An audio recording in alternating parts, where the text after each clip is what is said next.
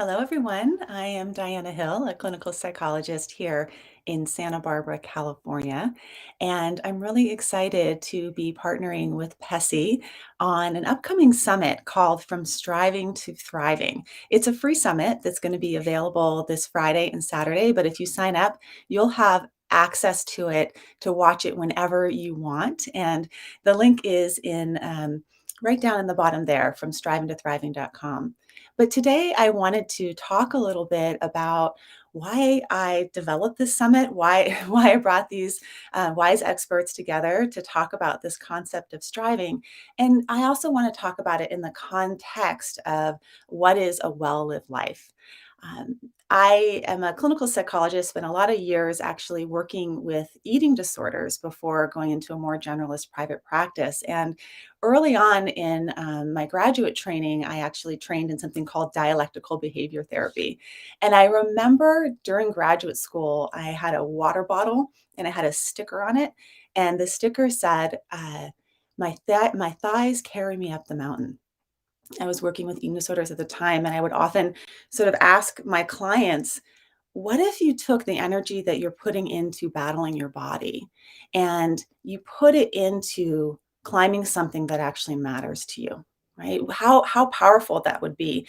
And maybe we can think about that if you're a clinician working with clients, how many of our clients are putting a lot of energy into things like striving, competition. They're also putting energy into things like trying to get rid of their anxiety or trying to get rid of the social anxiety that's happening for them. And many of our clients are also thinking about what kind of mountains they really want to climb right now. I think the past few years have been a bit of perspective shift on where we want to put our energy and what does matter to us in our lives. And that's in part how this summit came about. I started asking that question for myself because I have my own history of struggling with striving. And the concept of striving is sort of like putting a lot of energy towards some future goal, which can be beneficial to us, but can also derail us from our values if that goal doesn't line up with the type of person that we want to be in the world. When we think about shifting from striving to thriving, I interviewed a number of folks to come onto the summit to talk about this concept of what is sort of a more compassionate or skillful way of using our energy, helping our clients use their energy to build lives that are meaningful to them. That research around a well-lived life and happiness is an interesting one because I think for many of us, we think about happiness as being comfort and pleasure and certainly having a stable job. And that is one aspect of happiness. That's more sort of the hedonic component of happiness. There's been some research out of two researchers, Oishi and Westgate, who've been talking about happiness isn't and well-lived life isn't just that component, but there actually may be other dimensions of what it means to live a well-lived life. So if we start with that first dimension in terms of what is a pleasurable life, what is a comfortable life, that hedonic aspect of happiness, that's an important thing to have. I enjoy chocolate on a regular basis. I think vacations are fantastic. And actually, there are some mindsets that help you with that type of hedonic happiness. So having a mindset that savors the good. Rick Hansen, who is on the summit, talks a lot about the positive neuroplasticity of being able to attend to when good things happen, encode them into your nervous system by staying with them longer, right? So, savoring the good is an aspect of that sort of pleasure in life. There's another aspect, a sort of mindset with this sort of pleasure aspect of happiness, which has to do with gratitude. We know that gratitude is an important thing that's linked to happiness, as well as being a satisficer. And a satisficer comes from Barry Schwartz and some of his research on the paradox of choice, where actually folks that are satisfied with good enough are people that they're a little bit happier versus folks that are always trying to maximize and trying to get the best option. So that's one dimension of happiness. But today I want to talk about two other dimensions of happiness that are coming out of Oishi and Westgate's research. And I think are really interesting because they're actually really part of what this summit is all about. So these two other dimensions of happiness are meaning and psychological richness. Let's talk about meaning first. The meaning aspect of a well-lived life, or eudaimonia is another way that it's termed, has to do with a sense of purpose. My colleague Debbie Sorensen interviewed Jenna LeJeune on the Psychologist Off the Clock podcast a while back, and one of the things that she said was, "I'm less interested in what is the meaning of life, and more interested in what is a meaningful life." What does it mean to you to have a meaningful life? And that is very personal and chosen. And when we're talking about sort of meaning in terms of helping our clients develop a sense of meaning, or for ourselves, as if you are a therapist or clinician, what is the meaning of this work? What is the mountain that you want to climb and why? We're asking questions around, what do you really care about? What really matters to you? What gives you a sense of vitality? And oftentimes, our sense of meaning and purpose can be linked to actually discomfort. The work around acceptance and commitment therapy, which is the practice that I do, ACT, often moves into places of discomfort on purpose because those places of discomfort are actually associated with meaning. You can think about that. If you're working with somebody with anxiety, oftentimes you have to approach what's very uncomfortable in order to get freedom from your anxiety and to be able to have a meaningful, open life, right? If you're a parent, you know that for sure. It's uncomfortable to be a parent, and there's a lot of meaning associated with it. So, this aspect of meaning and purpose is actually something that is distinct from sort of the more pleasurable aspects of living. And what's interesting in terms of money is that although having a little bit more money can actually increase your hedonic happiness, meaning and having a purposeful life is not associated with money. And then when you look at some of the countries that report a greater sense of meaning, they're often countries that have lower in terms of lower income, whereas countries that are happier also tend to have a little bit more higher income. So that's sort of interesting to note that meaning doesn't, you don't have to have money to have meaning, which is fantastic. And some of the jobs that are associated with meaningful work, I think one of the top rated jobs for a sense of meaning and purpose is being a social worker. Being a librarian was another one. That's from some of Paul Bloom's work in his book, The Sweet Spot. So we have meaning. And then the third aspect of sort of a well-lived life that I'm really also interested in is this concept of psychological richness. And psychological richness has to do with learning, growth, having perspective shifts in your life. Psychological richness also has to do with taking a stance of curiosity. And one of the things that the folks on the summit that often talk about on the summit in terms of moving from striving to thriving is this concept of curiosity. So we have Jed Brewer coming on, who is a neuroscientist at Brown. He's an expert in habits and cravings. He's done some of the real sort of foundational important work around mindfulness and using mindfulness for things like cigarette smoking. And now he's looking more at sort of the craving mind in general, that we can become addicted to pretty much anything. And we can even become addicted to striving. We can become addicted to just continuing to pursue more and more. And one of the things that Jed Brewer talks about is how to map out sort of your cycle, what hooks you, what catches you, and then shift into a cycle where you are actually engaging more in a stance of curiosity and open-mindedness. And he talks a little bit about the neuroscience of that. So this like taking a curious stance towards life can not only be really helpful with things like your habits and your cravings, but it also can be really helpful when you think about something around parenting and education. So we also have two experts coming on. We have Julie Bogart, who is a good friend of mine and a mentor, and someone that just really helped me out during the pandemic as a working mom, also trying to educate my kids at home. And she talks in the summit about bringing curiosity to our education of our kids and how important that is in terms of developing critical thinkers and problem solvers, as opposed to just sort of the rote approach to learning. So curiosity is helpful there too, helping our kids develop rich and meaningful, psychologically rich learning environments. And then Alison Briscoe Smith, who is works at the Greater Good Science Center, as well as has a lot of experience in terms of being a parent herself, talks about bringing curiosity and sort of this open-mindedness to listening to our kids and how to radically listen to our kids. So she's definitely one that I wouldn't miss.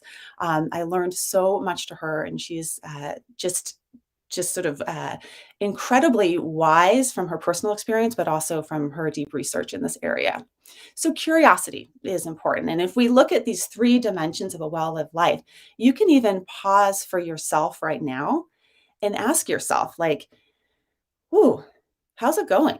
How much pleasure do I have in my life? Do I need to increase a little bit of savoring? Do I need to work on, being present when good things happen as opposed to just moving on to the next thing? How can I bring some gratitude into this moment in this day to increase my pleasure? And then also, how can I just sort of have things be good enough sometime as opposed to always trying to maximize, right? So you can pause on that aspect of a well-lived life for you. And then you can also pause and ask yourself, how's it going in terms of a sense of meaning and purpose and a sense that I matter in the world? And are there avenues that I'm not pursuing because they're uncomfortable? And maybe if I were to open up and allow for discomfort, I'd be pursuing things that matter to me. And then this third aspect of learning and growth and curiosity and psychological richness, how's that going for you? And certainly coming to something like this summit, I guarantee you, you will you will grow in terms of that in that domain. I learned so much from the folks that came on and talked about these different angles on from striving to thriving.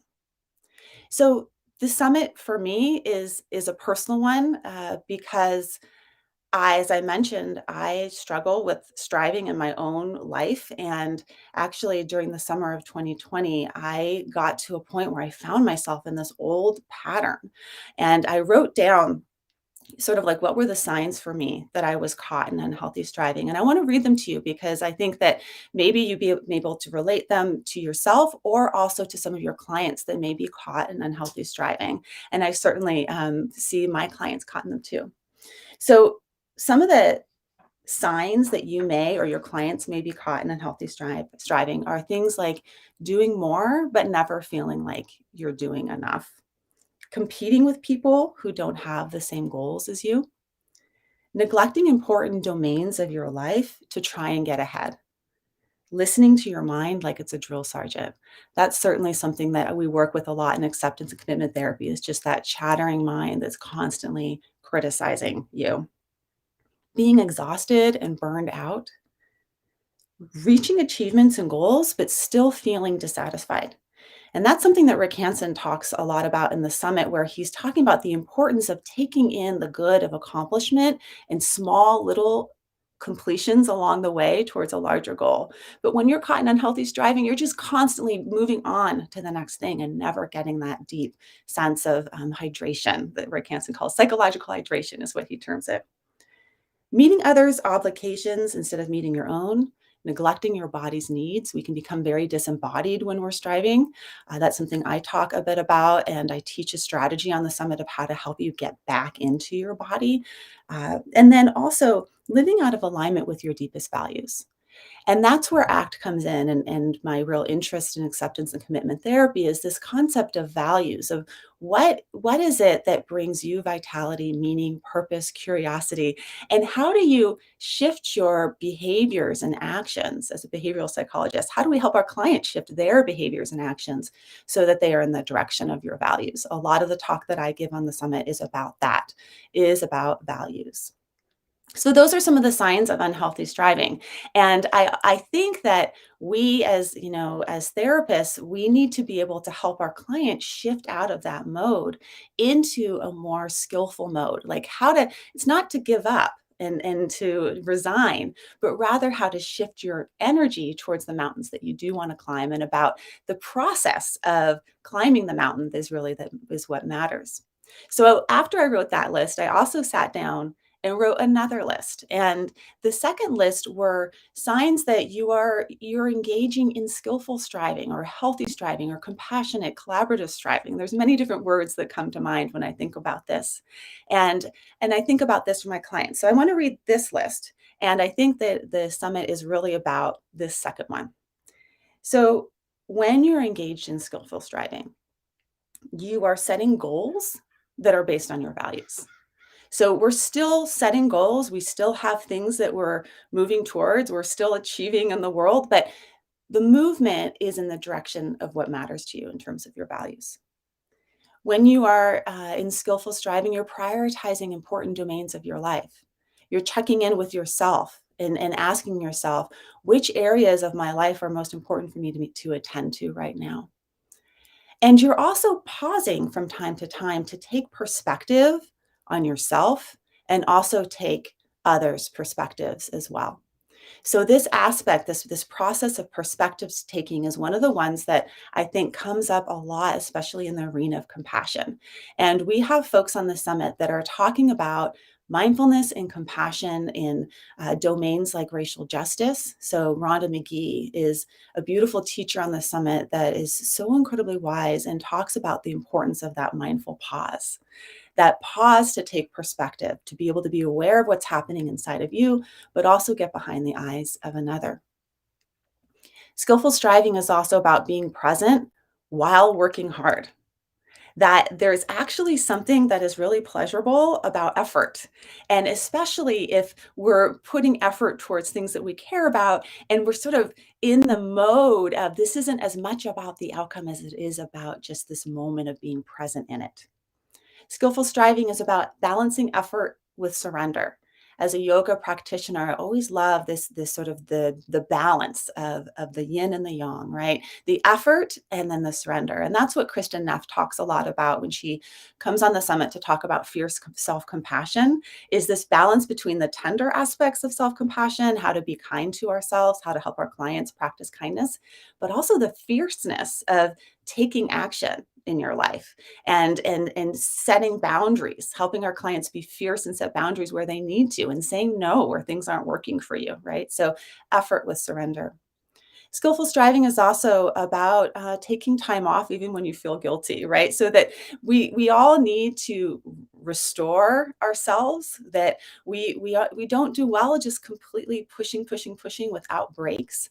And sometimes when we're caught up in competition and drive, we don't recognize this other aspect of our mind that in our brain and our body that really needs to wind down, restore, rejuvenate, very much sort of like in an ecosystem where there's producers and consumers, there's also decomposers. There's just the being able to rest. And many of our summit guests also talk about the benefits of rest and how they rest in their lives. I loved it when Jed Brewer talks about surfing as his way to just restore. And then skillful striving is about setting clear boundaries, using our efforts to benefit a greater whole. And I really think that at the end of the day, that's what this summit is about. It's about taking care of you so that you can also help take care of others and see that we are all interconnected, interrelated, and that when we work together in a compassionate way, when we put our effort and our gumption, as Alison Briscoe would say, towards goals and values that are beneficial for the greater good, we can do incredible things. If you're a therapist or clinician, I think that this could be really helpful for you personally, and as it's been helpful for me personally. But as we know, when we feed ourselves, we also can help feed those that we care about, whether you're a parent or you're also working with clients. So I hope the summit is beneficial to you. It's Friday and Saturday. I have great lineup. The interviews are lovely, and you'll again, if you sign up, you'll get access to watch it whenever you need to, and you can go back and rewatch it and just sort of take it in at your own pace. And please do share it with others as well. So thanks, Pessy, for letting me share a bit on this concept of from striving to thriving. And I look forward to seeing you all at the summit on Friday and Saturday as well.